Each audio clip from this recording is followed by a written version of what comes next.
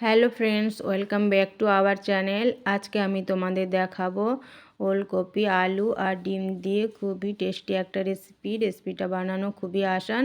তো এখানে আমি নিয়ে নিয়েছি 3টে ওলকপি আর 4টে নতুন আলু আর ডিম। ওলকপিটা দেখো আমি কেটে নিয়েছি। ওলকপিটা দেখো এরকমভাবে আমি পিস করে কেটেছি। আর আলুটা, একটা আলু 4টে টুকরো করে আমি কেটে ধুয়ে পরিষ্কার করে নিয়েছি। আর ডিমটা আমি সিদ্ধ করে খোসা ছাড়িয়ে নিয়েছি। তো দেখো গ্যাস অন করে আমি গ্যাসে একটা কড়াই বসিয়ে দিলাম। কড়াইতে দিয়ে দেব তেল। তেলটা ভালোভাবে গরম হয়ে গেলে সামান্য লবণ আর একটু হলুদ গুঁড়ো দিয়ে দেব। আর সিদ্ধ করা ডিমটা আমি তেলের মধ্যে দিয়ে দেব। আর এখন একটা খুন্তি দিয়ে ডিমগুলো নাড়িয়ে দেব, যাতে লবণ হলুদটা ডিমের গায়ে ভালোভাবে লেগে যায়। এইভাবে আমি ডিমটা ভালো করে ভেজে নেব। বন্ধুরা, ভিডিওটা স্কিপ না করে পুরো ভিডিওটা দেখার অনুরোধ রইল। তো দেখো ডিমটা আমার ভাজা হয়ে গেছে। এখন আমি তুলে নেব, তুলে সাইডে রেখে দেব।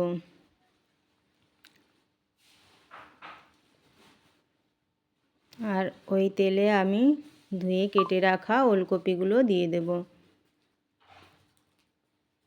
ওলকপিটা দিয়ে আমি খুন্তি দিয়ে ভালো করে নাড়িয়ে চাড়িয়ে এর মধ্যে সামান্য হলুদ গুঁড়ো আর লবণ দিয়ে দেব।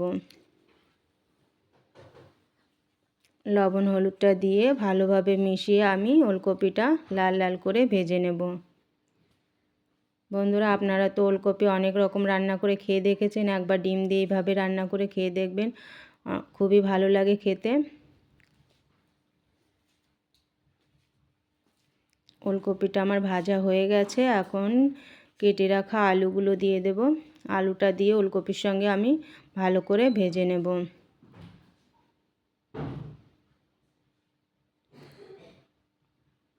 এখন শীতের সিজনে ওলকপি মার্কেটে খুবই অ্যাভেলেবেল। আর শীতের সিজনে ওলকপিটা খেতে খুবই ভালো লাগে।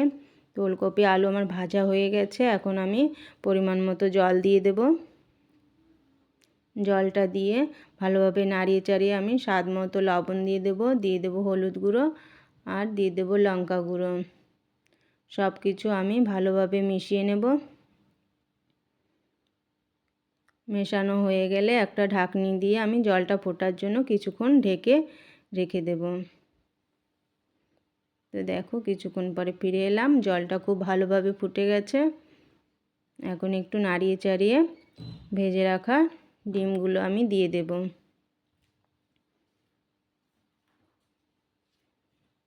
তো ডিমটা দিয়ে ভালোভাবে মিশিয়ে আবারও আমি 5 মিনিটের জন্য এটাকে ঢেকে রান্না করে নেব। তো দেখো 5 মিনিট পরে ফিরে এলাম। আলু ওলকপিটা খুব সুন্দরভাবে সেদ্ধ হয়ে গেছে।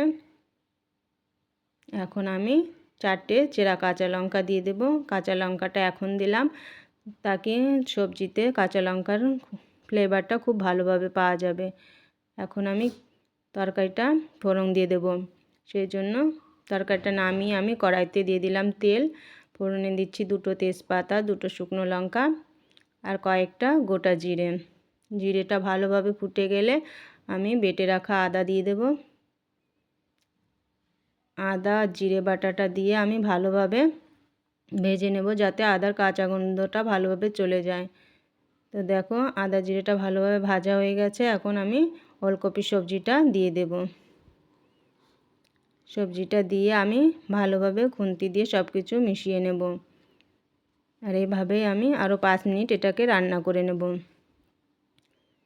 তো বন্ধুরা, রেসিপিটা ভালো লাগলে লাইক কমেন্ট শেয়ার করো। আর চ্যানেলে নতুন হলে প্লিজ চ্যানেলটিকে সাবস্ক্রাইব করে দিও। তো দেখো ওলকপি রেসিপিটা আমার প্রায় কমপ্লিট হয়ে এসছে।